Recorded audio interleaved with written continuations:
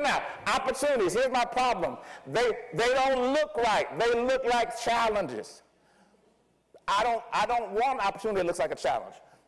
I don't want an opportunity that looks like a setback. I don't want an opportunity that looks like a detour. But my problem is this. God oftentimes covers opportunity with shades of adversity.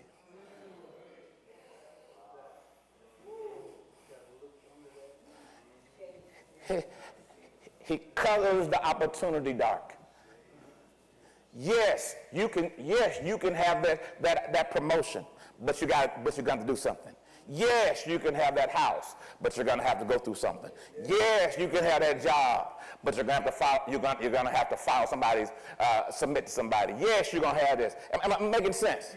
My problem is I didn't think that I want to argue that Adam and Eve never had a problem. They just had a big garden. I want to argue that David never had a problem, but I don't want to say that it took 20 years from the day that he was anointed to the day he became king. And I want to throw away 20 years, and I want to complain about 20 minutes of my life. But understand this, that preparation, saints of God, is the thing that precedes promotion. This is where most of us get thrown off because we don't really like the idea of preparation. What we want is promise and promotion. We don't want promise, preparation, and promotion. And when preparation comes in, because listen, everybody wants to be married, but nobody wants to work on marriage.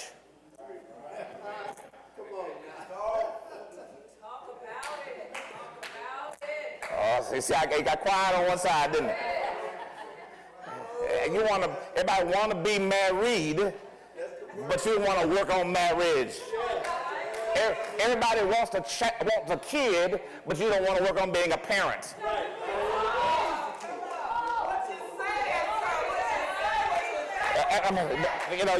So you want the Harvard scholar, you want the beautiful brainiac and everything else, but you don't know that you still got to change their diaper. You don't know that they're gonna cry at night. You don't know they're gonna do it, and you got to change and go through a process. Many of us, listen, I want you to understand something. Ozempic works. Yes, it does. But you still got to look at that plate and say, I'm not finna do this to myself. Am I making sense? Ozempic works, but you ain't gonna be on that forever. And you got to be able to look, because the problem is not the medicine, the problem is your head. And we know, and every one of us knows somebody that's eating up their stomach surgery.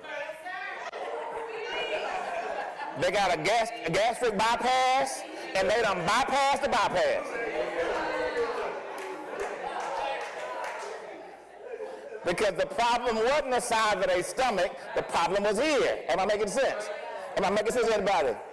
So look at your neighbor and say, your biggest problem is not what's happening in your environment. Your biggest problem is what's happening in your head.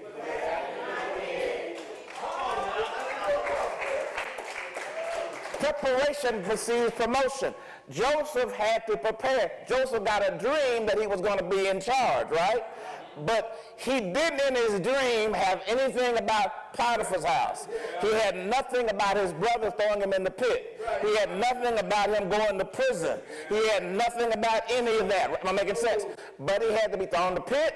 He had to be thrown in. He had to go to prison. Potiphar's house. He had to go to prison. He had to be forgotten about people. He had to prophesy in prison, and then have that prophecy forgotten about. And he had to be left alone, all for that one day when the Pharaoh would say, "I need a man who can interpret dreams." So that means this: you could be in prison interpreting dreams, and then be bitter because you don't understand why God would send you to prison. And you know what I'm saying? That was actually your preparation. Am I making sense? Joseph had years of preparation done by his brothers, lied on by Potiphar's wife, thrown into the prison, and then the Bible says the prison captain or the prison guard put him in charge of all the things. And so, and you work and you get nobody to appreciate you for it.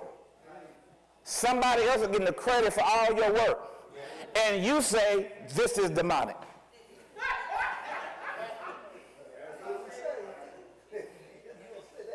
And God is like, no, it's not. I'm training you because you're about to be over the country. And you got to learn how. Why? Because if you can't let the jailer have credit, you're not going to let Pharaoh have credit. Am I making sense? So you got to learn how to make the jailer look good, because one day your next job is about making Pharaoh look good. So now, Moses had to go through preparation. Joseph's problem was, he went down after he had the dream pretty fast. Moses' problem is he spent 40 years on top. And then that 40 years on top was training for him 40 years on the backside of the desert. Yeah. When we see him going to the desert, in our mind, we see Moses going to the desert for about 40 days. It was 40 years in the desert.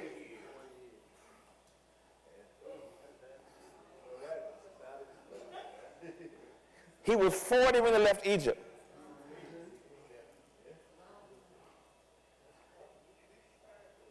When he ran for his life as a murderer, he was 40 years old.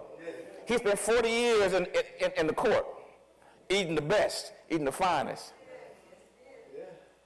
And then he spent another 40 years in the desert, eating the worst. And when he finally got used to the worst, then God called him to go back. And then he had spent another 40 years leading people who didn't want to be led.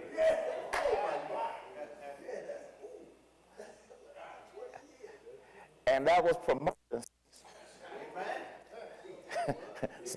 Somebody said, if that's promotion, I don't want it.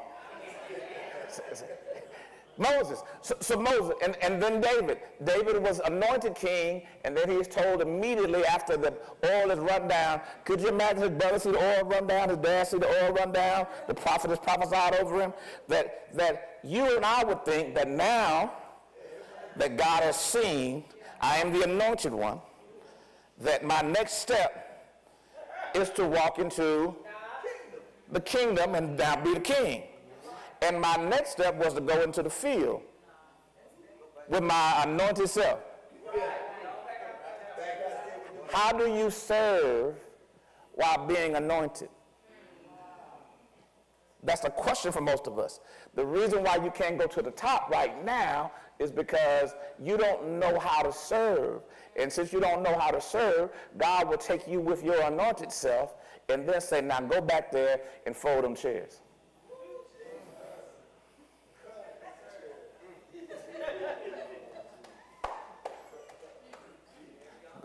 Fry them French fries. Serve those drinks. Set up that room. Put those tables up. Now take them down. Wipe them down. Take out that trash. And then to think, I think what kind of emotional intelligence must he have had he had to have to then serve the guy that you know you're going to be replacing.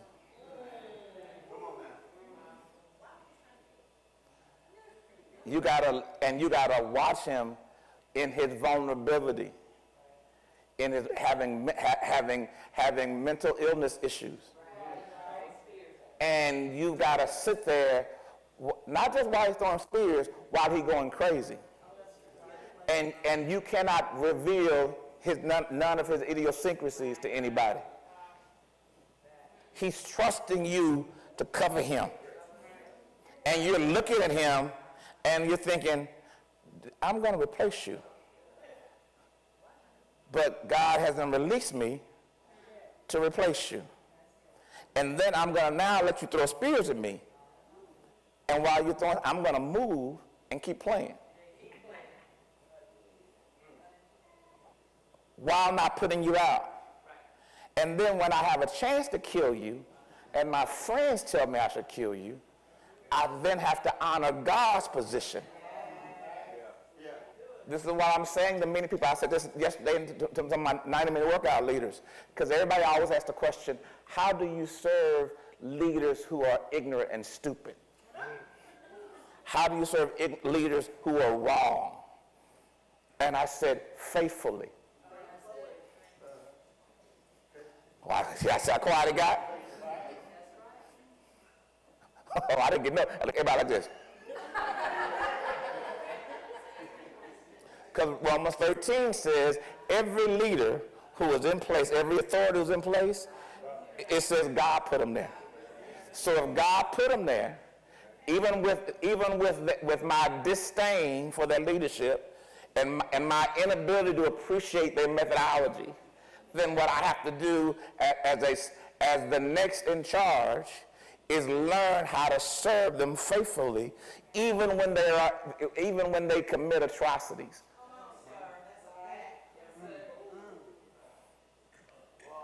And that is my training. It's not their training. Half the things you're dealing with have nothing to do with the people over you. They have everything to do with you. And if you don't learn that, that's why you're stuck in that cycle, because you have not learned to say, I'll serve you faithfully, even though. You have to learn how, if your teacher is lying on you, you got to learn how, I need to turn that paper in, though. Because I still need them to pass me. Because they got their degree. They got all the power. They got all the degrees. So let me just let me get out of this classroom. Let me get this A out of this class and get up out of here. I don't have to win the world today. I just need to pass this class, get this test done, get this knocked out, get it on my transcript, and move on. I don't need to be fighting the dean and the president of the school because Professor Do-Wah Diddley is wrong about their grade, and I'm going to prove that they're wrong. See, preparation precedes promotion. A lot of stuff you're going through, the reason why you can't make it out of that season is not because God is not punishing you. God is saying they're not ready yet. They're not ready yet. So now you need another bad boss. You're not ready yet. Now you need another terrible mentor. You're not ready yet.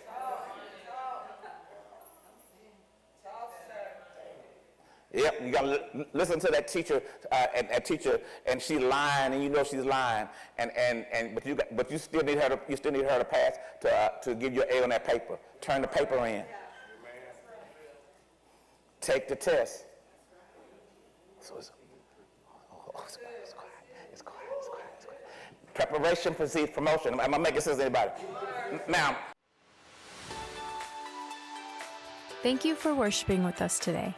If you like this message, you can find the rest at cmllcstore.com. We invite you to join us again for our extraordinary worship services every Sunday at 10:30 a.m., Sundays at 4 p.m., and Wednesdays at 7:30 p.m. Central, where Dr. Moody teaches how to understand the Bible, and you can get all your biblical questions answered. We look forward to connecting with you. We ask that you subscribe to the Rock ATX on YouTube and follow the Rock ATX on Facebook and Instagram to stay connected to all the Rock is doing. You can also get connected on our website at therockatx.org. Again, thank you for worshiping with us, and be blessed.